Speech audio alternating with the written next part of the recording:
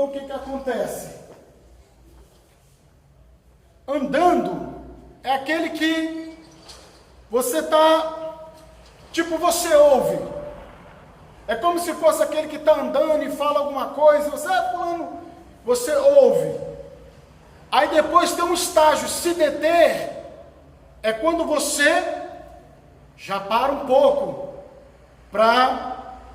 eu vou abrindo aqui na minha outra tradução, aqui de Salmo 1, que olha só, aquele que não segue o conselho dos perversos, não se detém no caminho dos pecadores e nem se junta à roda dos zombadores. Então, bem-aventurado, feliz, mais que feliz, é aquele que não ouve o conselho dos ímpios. Não é aquele que que se detém no caminho dos pecadores. E nem aquele que se assenta na roda dos escarnecedores. Você vê que há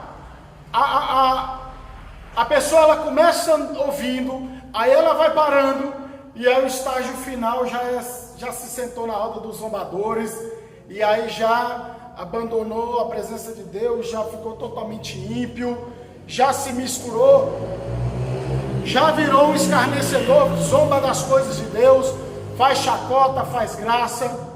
Então, você vê que bem-aventurado é aquele que não ouve, é aquele que não para um pouco, nem o que se assenta. Esse é um bem-aventurado na presença de Deus. E nós não devemos ouvir os conselhos dos ímpios. Porque tem muitos ímpios, principalmente, aqueles conselhos que contrariam a palavra de Deus. Tem pessoas que não servem a Deus, que têm conselhos bons, que têm conselhos interessantes, que são saudáveis para a nossa vida. Tem esse tipo de pessoa, que não é crente, mas pode dar um conselho. Mas aqui é aquele conselho que torce a palavra de Deus. Aqui é tudo aquilo que vai contra as coisas de Deus. E o que acontece? E não se detém no caminho dos pecadores. Nós não temos que andar no caminho dos pecadores.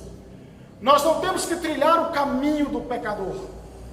Porque a palavra de Deus diz que o caminho há caminhos que ao homem parece direito, mas o fim deles é a morte.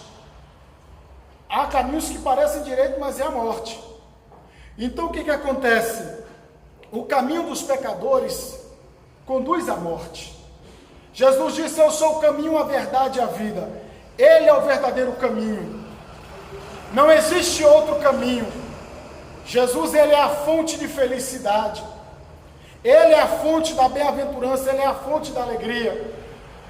E se você observa no Salmo, diz sobre bem-aventurado, e lá no Mateus capítulo 5, fala também sobre a bem-aventurança. Então o que acontece? Para nós sermos bem-aventurados, nós temos que fazer isso. E em consequência de não andarmos no conselho dos ímpios, não nos determos nos caminhos dos pecadores, e nem se assentados na roda dos escarnecedores, coisas interessantes e boas vão acontecer para nós. E a roda dos escarnecedores é aquela roda onde rola a zombaria. E a palavra de Deus diz em Gálatas capítulo 6 que Deus não se deixa escarnecer. De Deus não se escarnece. As coisas de Deus não podem ser escarnecidas. E hoje há muito escarnecimento, né? Muita zombaria. Pessoas que se dizem evangélicas fazendo stand-up. Né? Stand-up é aquele camarada que começa a contar um monte de piada, um monte de caso, só ele o microfone. E aí tem os camaradas que começam a fazer stand-up. Ao invés de pregar a palavra de Deus, fica usando a palavra de Deus para entreter o povo. Usa a palavra de Deus para fazer chacota. Não prega a palavra de Deus na sua essência.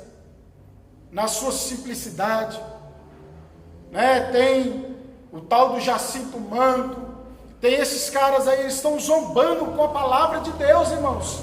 São engraçados? São, irmãos.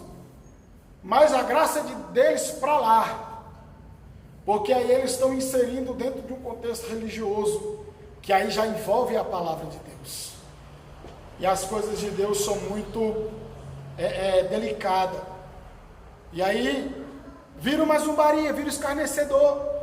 Aí a gente começa a ser zombado, a gente começa a ser escarnecido, e consequentemente Deus está sendo escarnecido. Porque aí quem está do lado de fora, mas eles não são crentes, e agora eles estão fazendo isso aí? Eles estão dessa forma? Não. Então o que acontece? Aí antes, ao contrário de tudo isso que a gente falou, de conselho dos ímpios, caminho de pecadores escarnecedores, ao contrário, a felicidade do servo de Deus, do justo, do que foi justificado por Deus, através de Jesus Cristo, o seu prazer está na lei do Senhor, na palavra do Senhor. Salmo 119 é uma grande expressão sobre o amor à palavra de Deus, sobre o amor às coisas de Deus. Então, meus irmãos, o que acontece? Antes, o seu prazer, o prazer do crente, do servo de Deus, não está em andar no conselho dos ímpios, não está em se deter no caminho dos pecadores, não está em se assentar na roda dos escarnecedores. O seu prazer está na lei do Senhor, na palavra do Senhor. Nós vimos, há uma passagem bíblica, eu não me recordo agora o versículo, mas que o salmista diz: ó quanto amo a sua lei, Senhor, e escondi a tua palavra no meu coração para não pecar contra ti. A tua palavra é mais doce que o mel.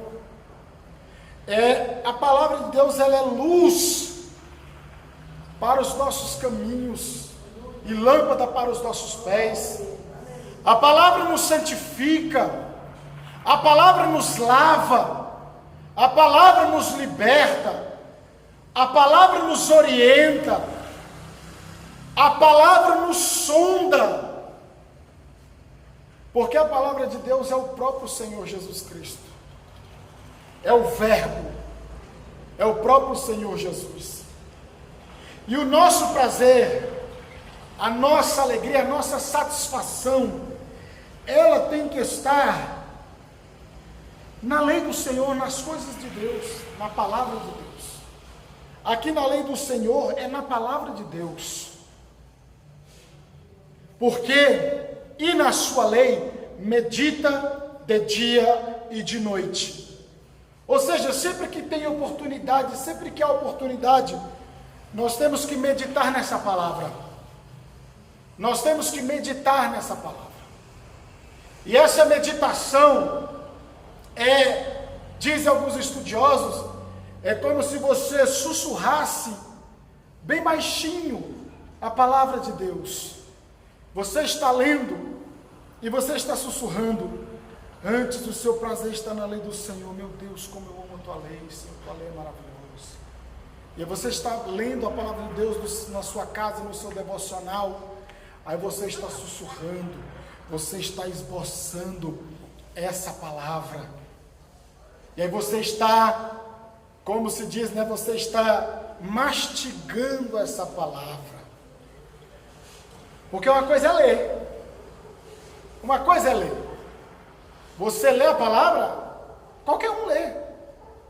Mas o meditar, tem pessoas, eu tenho um primo que ele não serve ao Senhor, é ateu, confesso, mas ele conhece a palavra, ele leu a Bíblia já várias vezes, mas ele não medita nessa lei, nessa palavra, porque é nessa meditação, é nesse aprofundamento, é que vem, é de onde se extrai as maravilhas da palavra de Deus, é onde se extrai as coisas de Deus, as maravilhas de Deus.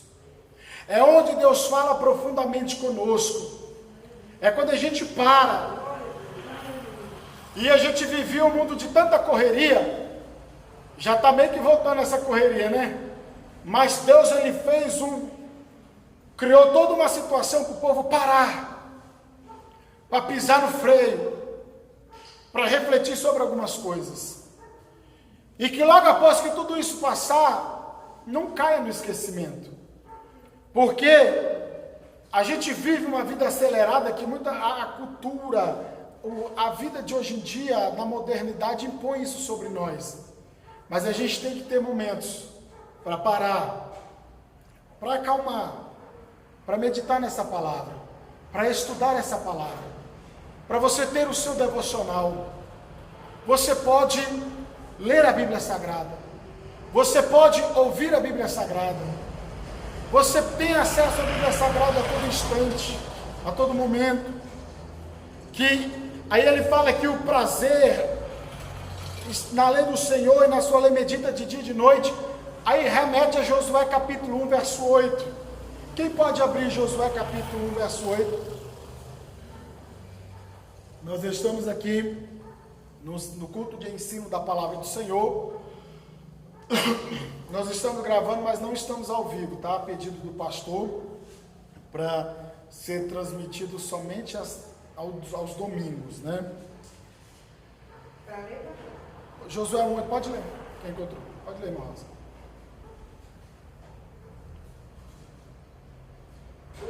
Josué 1, 8. Não se aparte da tua boca,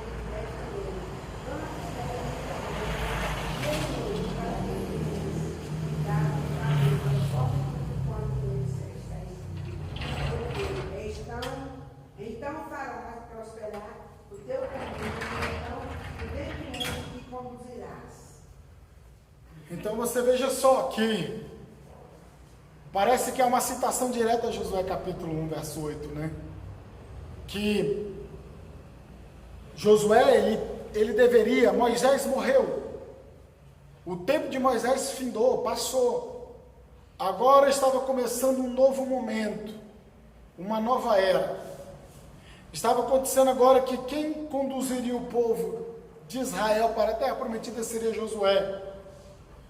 E aí Deus fala com ele: Josué, medita nessa lei de dia e de noite e faz tudo conforme ela faz, conforme ela diz, perdão, para que prudentemente te conduzas e tudo que você fizer você vai prosperar.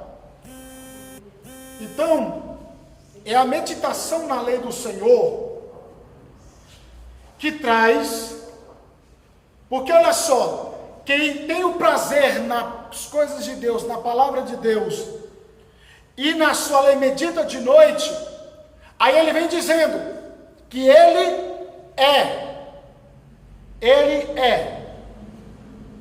olha só, como árvore plantada, mas não em qualquer lugar, junto à corrente de águas, que no devido tempo dá o seu fruto, e cuja folhagem não murcha, e tudo quanto ele faz será bem sucedido. Olha só que coisa interessante. Se os irmãos quiserem ligar o ventilador, tá? Pode ligar. Tem as irmãs que estão com calor. Também, ainda tem esse detalhe. Então, olha só. Ele é como uma árvore. Você vê que para falar que ele é como uma árvore, que ele é alguém feliz e bem sucedido, ele não pode andar no conselho dos ímpios, ele não pode deter no caminho dos pecadores, ele não pode se assentar na roda dos escarnecedores, ele tem que ter o prazer na lei de Deus e meditar nela dia e noite. Porque quando ele faz assim, quando eu e você fazemos assim, aí o Salmo mostra como nós seremos, como nós somos. Ele é. Tem algumas traduções que dizem assim, ele será. Não, ele é. Nós somos. Como árvore plantada junto à corrente das águas, que no devido tempo dá o seu fruto. Vocês já viram como é fácil achar um lugar que tem água? É fácil de encontrar um lugar que tem água. a vegetação ao redor está totalmente diferente. Principalmente no nosso centro-oeste, né? Na nossa região. Está tudo seco, a gente está entrando nessa bendita seca, né, irmãos? E aí, a gente vê tudo seca, tudo seca, tudo seca. Mas onde passa um fio d'água, onde passa um córrego, onde passa uma água, você vê tudo é diferente. Tudo é diferente. Lá na cidade da minha esposa, lá tem um córrego vereda, aí você vê aquela sequidão. Aí você olha assim lá para baixo, obrigado. Você olha lá para baixo, tem um buritizal, tem um monte de árvore, e elas tudo verdinha, tudo bonita. Aí você fala, por ali passa água. Porque, e o interessante é que aqui ele faz um contraste usando a árvore, e depois lá embaixo ele fala da palha. Olha que coisa interessante. Será como árvore plantada junto à corrente de águas. Deus, ele se entristece muito com o povo de Judá. E Jeremias capítulo 2 fala, irmãos, que uma das grandes queixas de Deus contra o povo de Israel, contra o povo de Deus, é que eles deixaram o manancial de águas vivas para cavar cisternas rotas. Ou seja, foram cavar cisterna que não tem água, onde não acha água. Então deixaram o manancial. O que é o manancial? É onde há abundância de água, é onde a água brota, é onde sai aquela água pura, aquela água com fartura, e que ela sai se espalhando, se espalhando, se espalhando, se espalhando. E aí Deus fala assim: vocês me abandonaram o manancial para cavar cisternas rotas. Jesus, João capítulo 7, ele fala: quem crê em mim, do seu interior fluirão rios de águas vivas. Olha só o que ele estava dizendo: do seu interior fluirão um rio de água viva. Profeta Ezequiel, quando ele contempla as águas purificadoras, o rio purificador, se eu não me engano, Ezequiel 47, ele observa que a água, ela sai de um lugar, não é de um lugar qualquer, é uma água que flui do trono de Deus, ela sai do trono de Deus, e aí ela vai correndo, vai alargando, alargando, alargando. E uma coisa que eu acho muito interessante é que o profeta, olha só a importância de meditar e de estar junto às águas. Quando Deus chama o profeta e usa um personagem, o profeta ele vai lá e põe o pé na água. Ele põe o pé na água, aí aquele personagem fala: não, vem mais um pouco. Aí quando ele já bota o pé, aí já está dando no joelho. Não, vem mais um pouco. Vem mais um pouco. Ou seja, era aproximadamente de 500 em 500 metros, ele era chamado para mais adentro, rio adentro. Ele é tirado da margem e ele está indo só para o profundo, só para o profundo. E aí diz o quê? Vem cá, mais um pouco. Quando ele chega numa determinada posição, ele já está no meio do rio. Ele já está no meio do rio. E o que eu acho interessante é que há árvores à margem, plantada na margem. E Deus, quando coloca o profeta no meio do rio, na parte mais profunda, onde ele não sentia mais os seus pés, onde ele não tinha mais aquela firmeza, aí Deus fala com ele para avistar. Aí ele avista uma árvore saudável, uma árvore bonita, uma árvore cujas folhas serviam de remédio. E aí você vai lá em Apocalipse, você também vê essa árvore. Você vai lá em Gênesis, você vê essa árvore.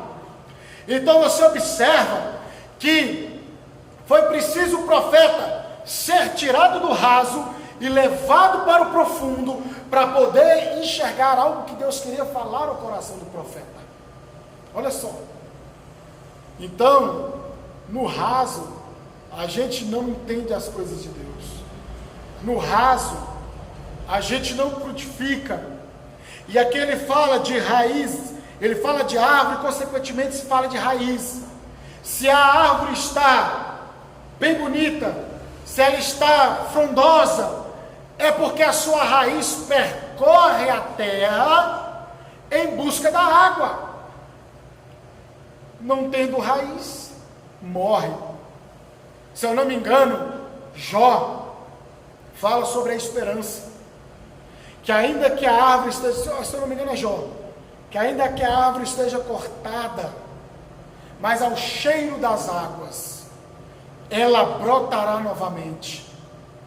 Então, se você cortar uma árvore de uma determinada posição, de um determinado jeito, mas se a sua raiz ainda estiver preservada na fonte de alimento, de sustento, ela brota de novo.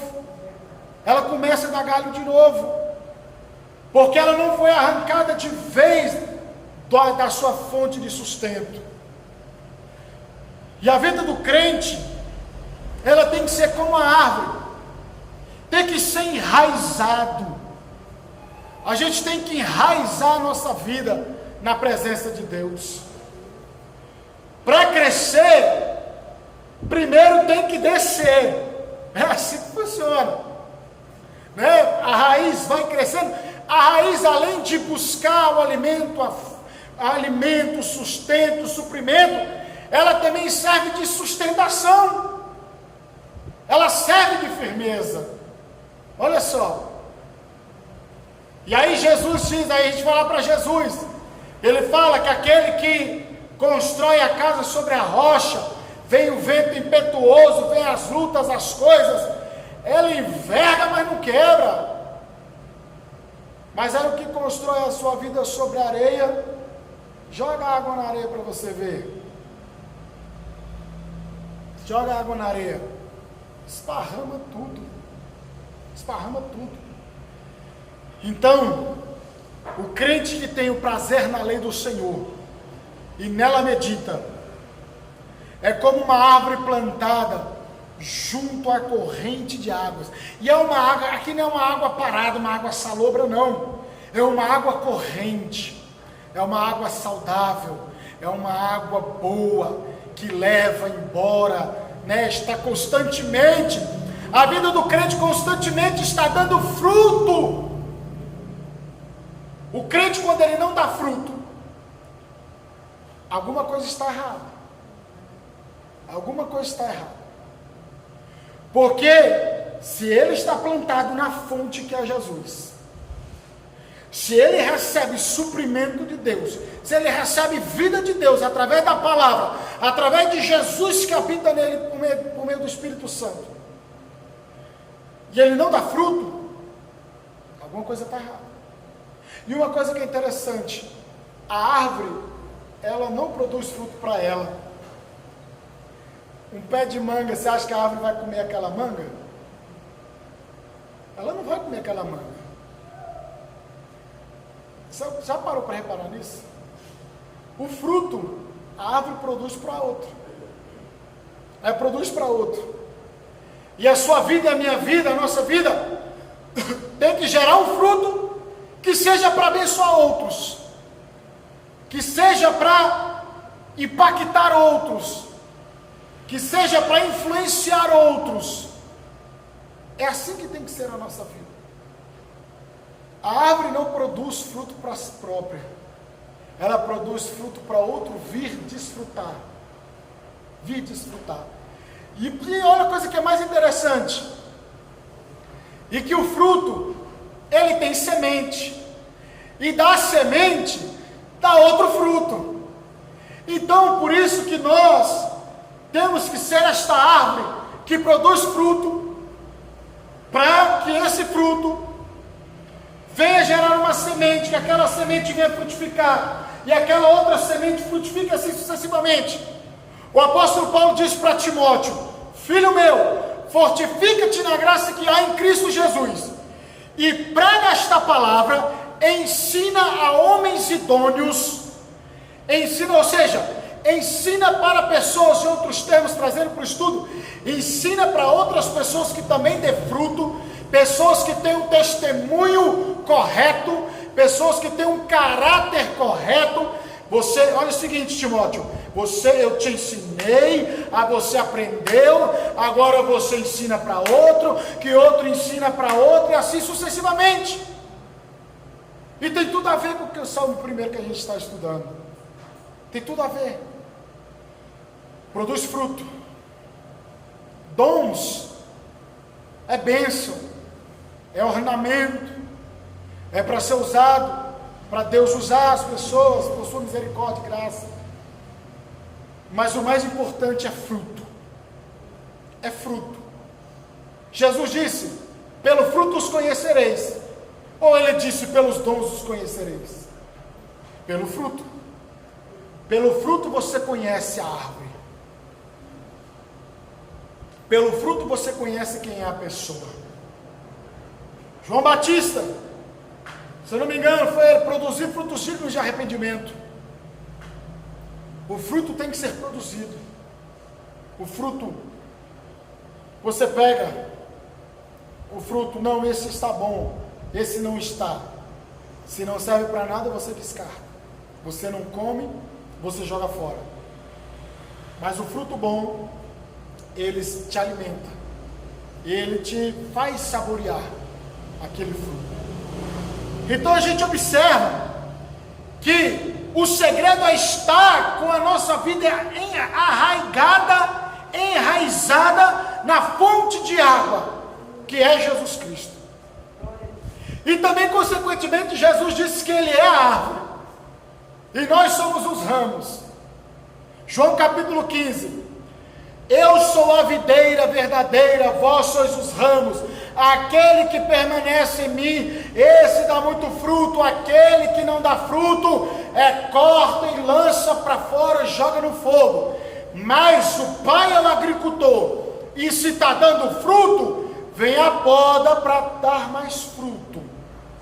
João capítulo 15 fala sobre isso. E Deus fala de uma forma muito clara, muito clara, porque é a realidade deles. A agricultura, a árvore, o plantio. Então, sem muito rodeio, Deus fala com o seu povo de Israel, Jesus fala com o seu povo dessa maneira: eu sou a videira, vós sois os ramos, sem mim nada podeis fazer. Não existe outro para salvar o ser humano do seu pecado. Não há outro que dá alimento saudável.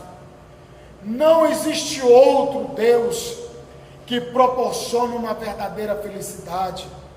Não existe outro Deus que te fortalece como o nosso Deus. Não existe outro Deus. Só existe o nosso Deus. Somente o nosso Deus Todo-Poderoso é quem nos fortalece. Mas para que isso aconteça, tem que estar plantado junto à corrente das águas, e sua folhagem não murcha, e tudo quanto ele faz será bem sucedido. Olha que coisa interessante. Uma árvore bonita, uma árvore frondosa, pode estar o calor que for, mas mesmo assim ela ainda consegue te proporcionar uma situação melhor, né? Uma situação melhor, porque a sombra daquela árvore, ela traz refrigério, e se a árvore é bonita, ela atrai. Se a árvore é feia, ela não atrai. Jesus Cristo foi apanhar a figueira, e quando ele chega lá para apanhar a figueira, ele se decepciona. É tempo de figueira, é tempo de figos. É tempo de fruto, não está dando fruto? Então arranca logo que não serve para nada. Está aí, só criando falsa expectativa nos outros. E a gente não pode ser assim, criar falsa expectativa nos outros. Mas nós temos que ser como essa árvore plantada, que o povo olha e se sintam atraídos, se sintam, né, acolhidos por essa árvore. E aí vem o acolhimento. E aí quando vem o fruto, desse acolhimento vem o fruto, vem o conhecimento. E aí desse conhecimento vem a semente. A semente é germinada. E o apóstolo Paulo diz que Deus um plantou, outro regou, mas Deus é quem dá o crescimento. Deus é quem dá o crescimento. E que no devido tempo, olha só, no devido tempo dá o seu fruto. O segredo está arraigado, porque no devido tempo vai dar fruto. Então se você está na fonte, não se preocupe, porque no devido tempo vai dar fruto. A sua árvore vai dar fruto. Porque você está na raiz, você está buscando na fonte, você pertence ao manancial de água viva. Então no seu devido tempo, e diz que é no devido tempo, não diz não no seu tempo, não no meu tempo, é no devido tempo. A gente sabe que hoje em dia a Embrapa, o povo consegue manipular as sementes e tudo, e aí dão frutos, mas aqui a gente está trabalhando com o processo natural das coisas, que é o processo natural de Deus, não do que os homens interferem. Porque um pé de jabuticaba demora em torno de 10 anos, mas se você comprar um pé de jabuticaba de enxerto, ele produz rápido. Então nós estamos tratando aqui das coisas de Deus e dos processos de Deus, da palavra de Deus, que é contrária à lógica e ao pensamento humano. Então, meus amados irmãos, no devido tempo dá o fruto, e essa é a certeza que nós temos. Irmã Judete colheu o fruto, não colheu, irmã Judete? Ontem estava aqui seu filho, testemunhando, contando bênção, contando do que Deus fez aqui no meio dos jovens, dizendo que aquele mundo lá fora não presta, dizendo que aquele mundo não agrada mais, que não tem sentido. Então, dá fruto. Porque quando você está enraizado na fonte certa, você vai recebendo ânimo, você vai injetando a seiva, né? A água vai correndo pela raiz e vai fortalecendo, vai chegando desde a raiz até as extremidades do galho. Ou seja, a água de Deus, ela vai fluindo, ela vai irrigando por completo, aquele alimento chega por completo, aquela certeza chega por completo. Deus, ele chega na hora certa e chega por completo, mas é no devido tempo. Aqui há uma certeza, que se eu e você não assentarmos na roda dos escarnecedores, se não andarmos no conselho dos ímpios, e não nos determos no caminho dos pecadores, e se tivermos a lei de Deus como nosso prazer, e meditar nela dia e noite, nós teremos essa certeza de que seremos árvore, e de que daremos fruto, e que esse fruto vai glorificar o nome do Senhor. A folha não murcha, e tudo quanto ele faz será bem sucedido. Tudo que ele faz será bem sucedido. Mas aí você pode pensar, por que as coisas para mim não dão certo? Porque às vezes não dá certo, as coisas não dão certo. Porque é um processo no devido tempo. E o apóstolo Paulo, ele diz em Romanos capítulo 8, irmãos, que sabemos que todas as coisas contribuem, todas as coisas contribuem para os servos de Deus. Todas as coisas contribuem. E a gente só consegue ver aquele momento que às vezes nos desagrada. A gente só consegue enxergar uma situação ruim. Muitas vezes a gente não consegue enxergar o após a adversidade. Então, a árvore que está junto à corrente, a folhagem não murcha. Você está na fonte. Sobre você, sobre a tua vida, existe o Espírito Santo de Deus. É Ele que te fortalece e me fortalece. É Ele que sustenta a igreja. Então não deixe que o diabo venha murchar, sabe por quê?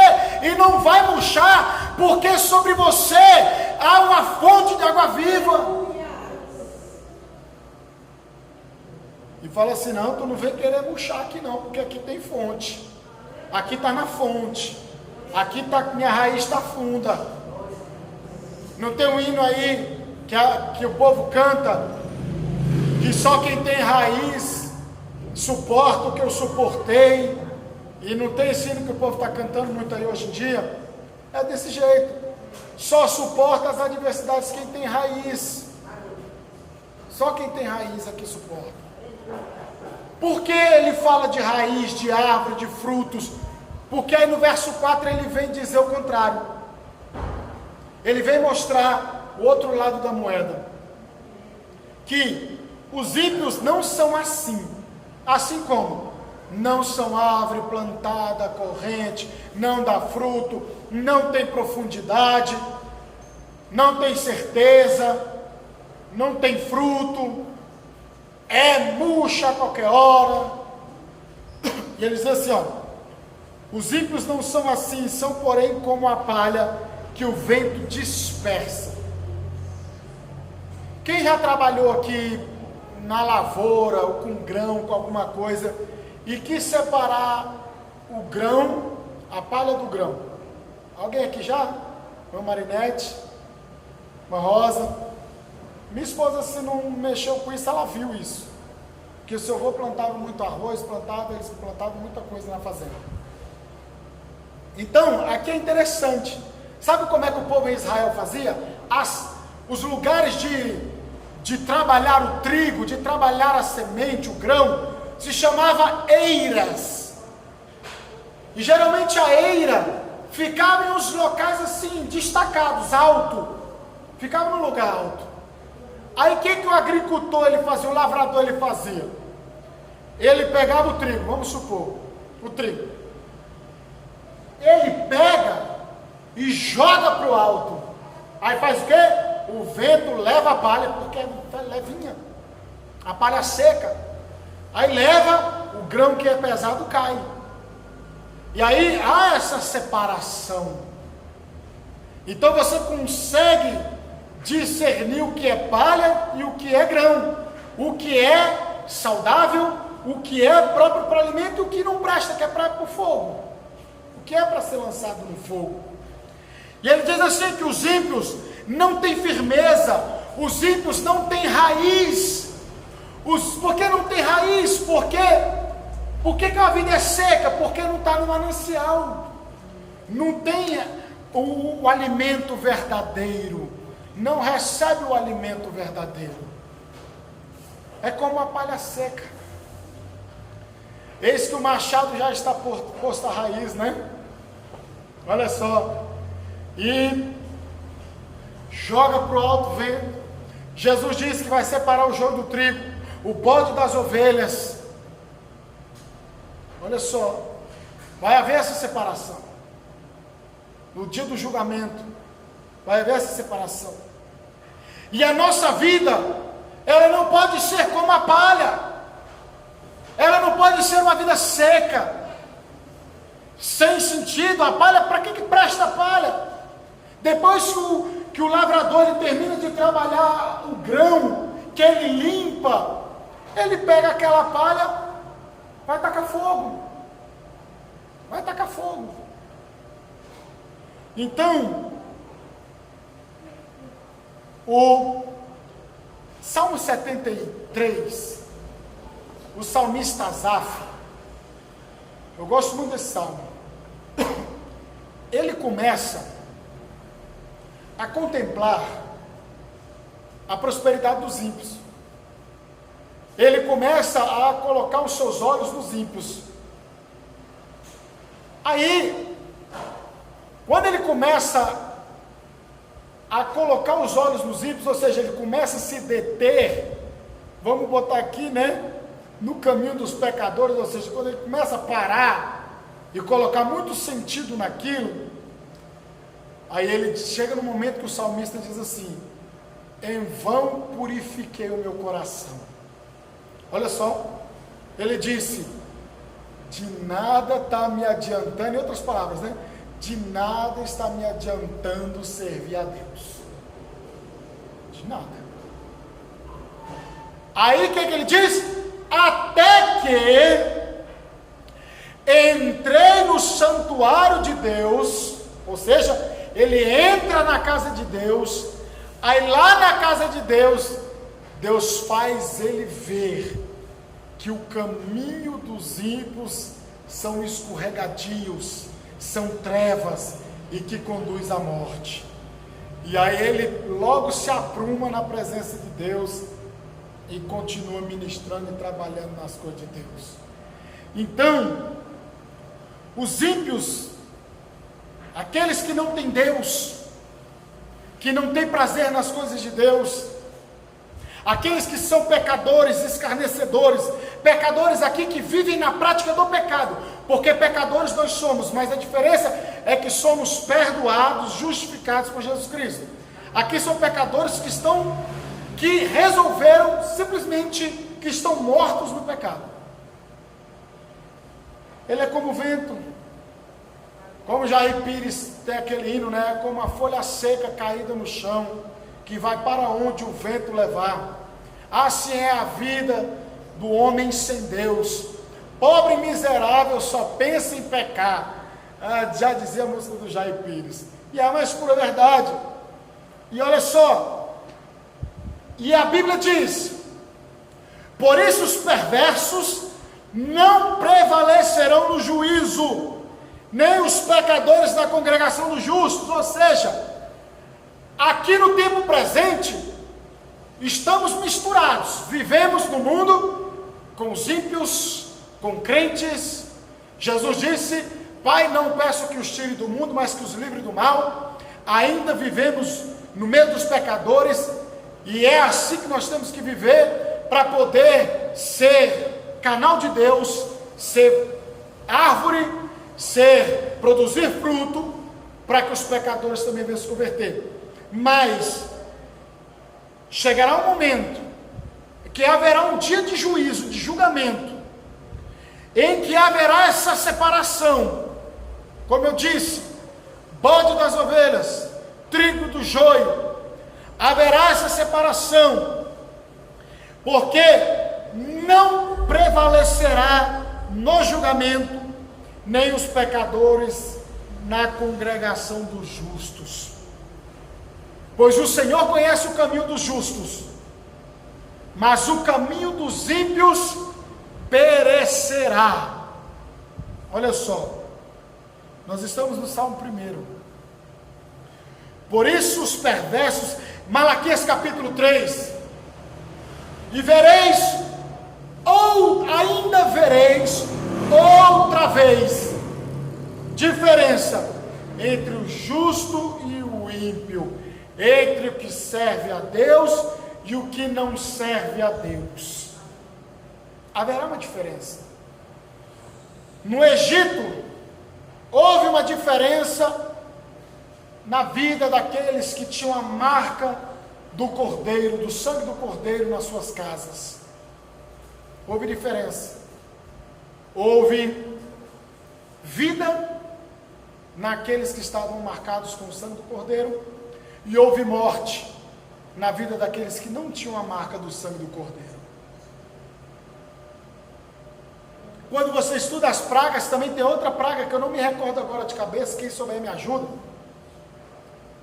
A das trevas, né? Que teve um momento que teve trevas, escuridão, mas se eu não me engano, na casa dos israelitas tinham luz, né? Se eu não me engano, não se deu branco agora, mas acho que é por aí.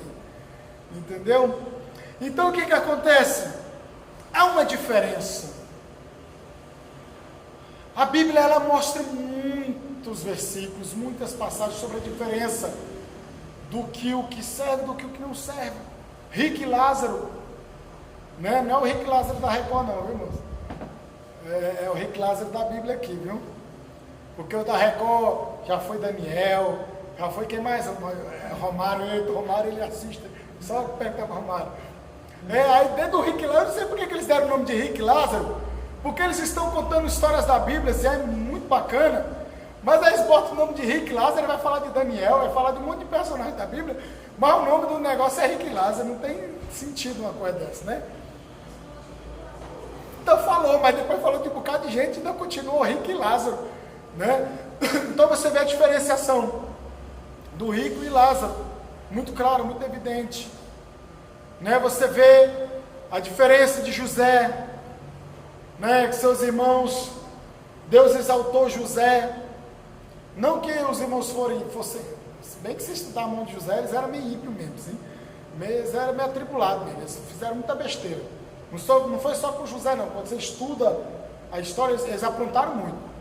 Aí você vê Deus exaltando José, e os irmãos tendo que vir até José, para se cumprir o que Deus revelou, o que Deus mostrou. Então você vê Deus fazendo diferenças, e vocês aqui com certeza têm inúmeros testemunhos, para contar da diferença que Deus fez. A maior diferença que Deus fez e Deus faz, é quando um pecador se arrepende e se converte, porque aí ele já deixa de ser filho da ira, filho do diabo, e passa a ser filho de Deus. Então, o Senhor conhece o caminho dos justos. O caminho do justo é como o romper da aurora, vai brilhando, brilhando, brilhando, até que chegue dia perfeito. Mas o caminho dos ímpios é treva, escorregadio, é aquela coisa bagunçada. O Senhor conhece os passos de um bom homem, é confirmado pelo Senhor. Não diz assim Provérbios? Os passos de um bom homem é confirmado pelo Senhor. Então Deus ele conhece o caminho daquele que verdadeiramente o serve. Deus conhece o caminho do ímpio também. Mas Deus ele aqui está dizendo que ele está dando desfecho da bem-aventurança do justo, que o Senhor conhece o caminho do justo. O Senhor, Jó, Deus conhecia Jó, Deus sabia da integridade de Jó, a ponto de Satanás chegar na presença de Deus, e aí ele falar: viste meu servo Jó? Olha lá, meu servo Jó. Olha que coisa tremenda. O próprio Deus dando testemunho do seu servo. Mas porque primeiro ele dava testemunho de Deus. E Deus, era Deus na vida dele. Que aí ele fazia com que o seu testemunho glorificasse a Deus. E Deus falou: tira tudo que ele tem, mas só não tira a vida dele. Não tira a vida dele. E aí, Deus conhece o seu caminhar. Deus conhece o trilhar do seu caminhar. Então, porque o seu caminho, o nosso caminho, quem está preparando é Deus. A Bíblia Sagrada diz que Deus ele aplana as veredas tortuosas. Ou seja, Deus prepara caminho no deserto, Deus aplana caminho, ou seja, Deus prepara terreno para o seu povo passar. Deus abriu o Mar Vermelho, Deus abriu o Rio Jordão, Deus aplana a vereda tortuosa, Deus prepara caminho, Ele é o próprio caminho. Você está dentro do caminho porque o caminho está em você, e você está recebendo a instrução certa daquele que é dono do caminho, daquele que sabe o caminho e que está te conduzindo a um lugar que não vai perecer. Mas o caminho dos ímpios perece. O caminho dos ímpios perece. A vida do ímpio perece. A glória do homem é como a erva. a vegetação, que ela uma hora está bonita, frondosa, outra hora está uma seca só. Morre. A glória do homem é assim. A vaidade do ser humano é essa. Mas o caminho dos ímpios perecerá. Aquele que permanece na minha palavra, aquele que permanece na palavra de Deus, aquele que faz a vontade de Deus, subsiste e permanece para sempre. Então, orando ao Senhor para ministrar a palavra de Deus, Deus colocou no meu coração o Salmo 1. Há uma diferença, há uma felicidade, há uma alegria para aqueles que têm prazer na lei do Senhor, para aquele que medita na sua lei, porque é como árvore plantada junto à corrente das águas, que no devido tempo dá o seu fruto e sua folhagem não murcha. Ei, você e eu, nós não podemos ficar andando para lá e para cá à deriva, porque a nossa vida está firmada sobre a rocha. Jesus dá um sentido para nós. É muitas vezes não a gente que fica olhando para as coisas que não tem sentido, e aí a gente começa a perecer. Mas que nessa noite você saia daqui alimentado e fortalecido na presença do Senhor. E essa é a mensagem que Deus coloca no meu coração para ministrar aos vossos corações. Não se detenha no caminho dos pecadores, não se assente na roda dos escarnecedores, não ande pelo caminho dos ímpios. Amém? Vamos orar nesta noite em nome de Jesus. Amanhã, círculo de oração, né, Lidinho? Círculo de oração. E sexta-feira é reunião de obreiro, né? Sexta reunião de obreiro.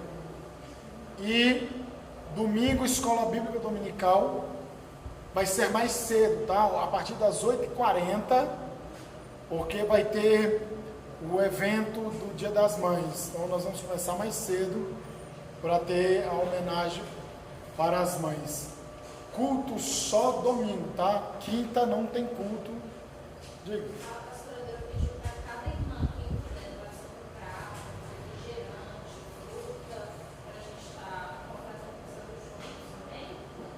Amém. Vamos orar ao Senhor. Querido Deus eterno Pai, em nome de Jesus, estamos em Tua presença, meu Pai, para Te louvar e Te exaltar, ó Deus. Pai Santo, nós estamos aqui para glorificar o Teu santo nome, Jesus. Muito obrigado, ó Deus, porque Tu és aquele todo-poderoso que firma os nossos passos. O Senhor é quem enraiza as nossas raízes junto às correntes de águas. Pai Santo, o Senhor é quem nos dá alimento, é o Senhor quem nos sustenta, o Senhor que nos fortalece. E continue abençoando e fortalecendo a Tua igreja nesses tempos de dificuldades, ó Pai. Meu Deus, em nome de Jesus, sustenta como um forte a Tua igreja, sustenta como um forte os Teus filhos no nome de Jesus Cristo, ó Pai. Meu Deus, abençoe a Assembleia de Deus Cadmiel, abençoa, meu Deus, em nome de Jesus Cristo. Abençoe o pastor Elias, a pastora Deura, os obreiros, membros, congregados, liderança, Senhor, os visitantes, ó Pai. Meu Deus amado, em nome de Jesus, dá um brado de vitória sobre as nossas vidas, sobre a humanidade. Meu Deus, cessando esta praga, ó Pai, no nome de Jesus, ó Deus. Nós te louvamos e te agradecemos, ó Pai, no nome de Jesus. Em nome de Jesus, estenda as suas mãos.